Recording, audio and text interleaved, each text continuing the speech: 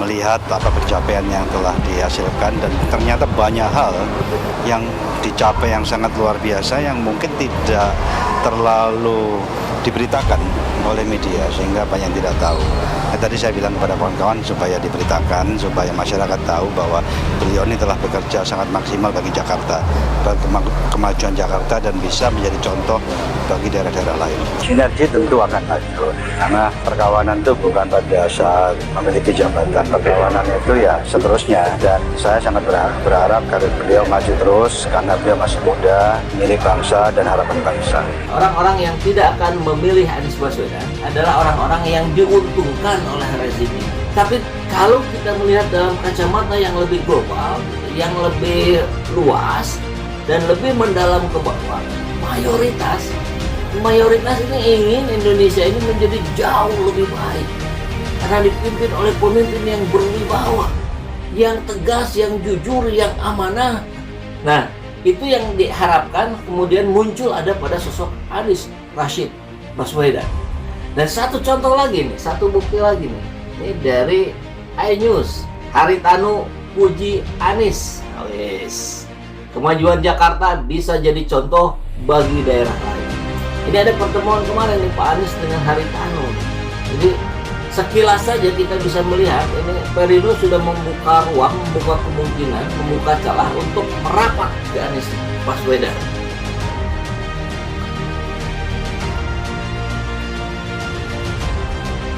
Salah satunya itu adalah ketakutan dari Hasto gitu ya, yang melihat elektabilitas Pak Anies selalu naik, dan di setiap acara kalau kita lihat kemarin ketika grand launching Jakarta International Stadium, kita lihat itu betapa gegap gempitanya Jackmania, Anies Presiden, dan itu tidak dikomando dan mereka merasakan sendiri gitu. Ini loh prestasi Pak Anies. Tapi kalau ada partai yang akhirnya tidak mau mengusung Mas Anies, itu partai yang nggak baik. Pak Anies itu insya Allah ya 99,99% Pak Anies sudah mengantongi ambang batas melebihi tiket itu adalah 22,2%. Itu minimal loh. Minimal, belum ditambah Demokrat kalau saya lihat. Apalagi PAN bergabung. Coba deh lihat track recordnya, benar nggak Ibu Puan tidak bisa memimpin? Atau banyak yang suka dengan Mas Ganjar kemudian bilang Mas Ganjar bisa memimpin. Coba lihat track recordnya betul-betul. Ya, apakah misalnya Mas Ganjar lebih baik daripada Bu Puan? Belum tentu. Pak Anies sudah dapat tiket, terus elektabilitasnya naik. Sementara elektabilitas yang akan diusung oleh PDIP yaitu Mbak Puan Maharani itu nggak beranjak. Gitu, jauh sekali ya, jomplang sekali antara 1, sekian betul. persen. Kalau kata teman saya, dalam bahasa tanda kutip ya nasakom, nasib 1 koma. Padahal dia gubernur loh. Gubernur itu harusnya minta izinnya kalau keluar Jawa Tengah kepada Mendagri atau kepada Presiden. Jadi itu atasannya sebagai kepala daerah. Tapi ini dia jadi tahanan kota. Nah, terzolimi ini membuat memang simpati kepada Mas Ganjar tinggi. Tapi harus diingat, orang yang terzolimi nggak bisa serta-merta kemudian jadi pemimpin. Saya yakin P3 itu besar kemungkinan dia tidak akan meninggal Pak Anies karena grassroots-nya P3 itu mendukung Pak Anies. Itu saya yakin betul. Maka ini akan jadi ancaman. Sementara PDIP sendiri ada 2 calon. Satu Puan Maharani, yang kedua Ganjar Pranowo. Yang Ganjar Pranowo ini ada kemungkinan akan terganjal di PDIP. Jadi kan PDIP kekeh mencalonkan Mbak Puan Maharani. Kan kita lihat seperti itu.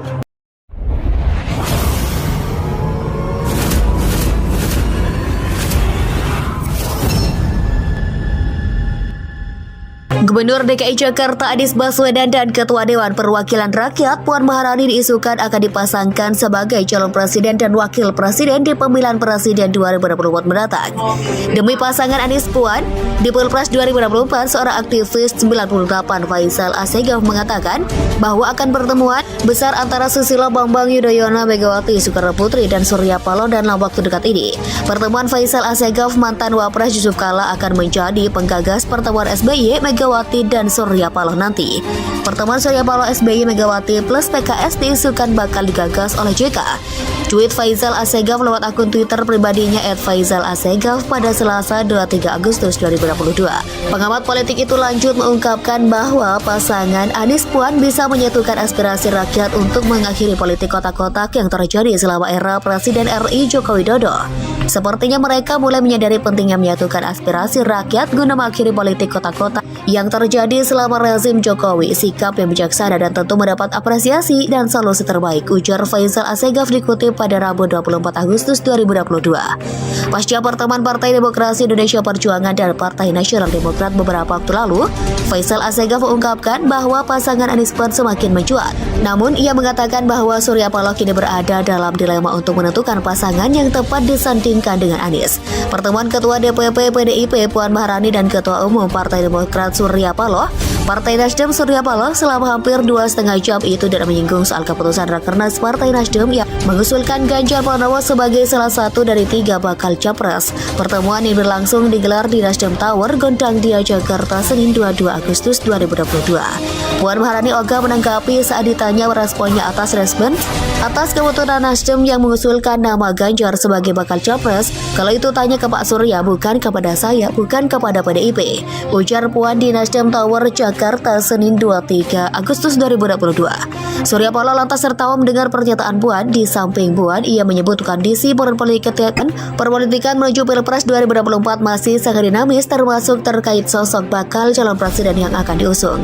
Kendati Rakernas Nasdem telah menetapkan 3 nama bakal capres, yakni Anies Baswedan, Andika Perkasa, dan Ganjar Pranowo. Surya menyebut nama capres usungan Nasdem masih bisa berubah dan tak tertutup peluang mengusung calon di luar 3 nama itu. Nama Puan pun masuk radar Rakernas. Ia menempatkan Mas Ganjar sebagai salah satu dari 3 nama bakal calon itu, benar. Tapi suasana itu berkembang dan dinamis sekali. Saya kedatangan Mbak Puan ini kan saya lihat-lihat juga. Mbak Puan ini punya cek, rupanya ponakan juga dia. Jadi mari kita lihat perkembangan ke depan. Udah ketemu begini masa enggak masuk dalam radar, ujar Surya. Pernyataan Surya Paloh disambut tawa sumringah Puan. Wakil Ketua Umum Partai Nasdem Ahmad Ali juga menyatakan pertemuan antara Puan dan Surya Paloh tidak pernah menyebut nama Ganjar dan belum sampai membahas rencana koalisi apalagi capres yang akan diusung di Pilpres 2024. Masak berdiskusi satu kali langsung bicara Pilpres. Kami juga belum tahu kebijakan PDIP karena menunggu arahan ketua umumnya, ujar dia.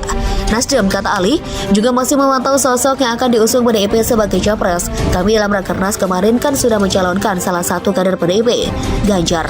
Bisa jadi ada kerjaan di situ, bisa juga hal lain, misalnya Anies dengan Puan, Puan dengan Anies, atau bisa jadi dengan yang lain-lain. Tapi di pertemuan tadi itu belum terjadi diskusi hal-hal yang teknis seperti itu, ujar Ali.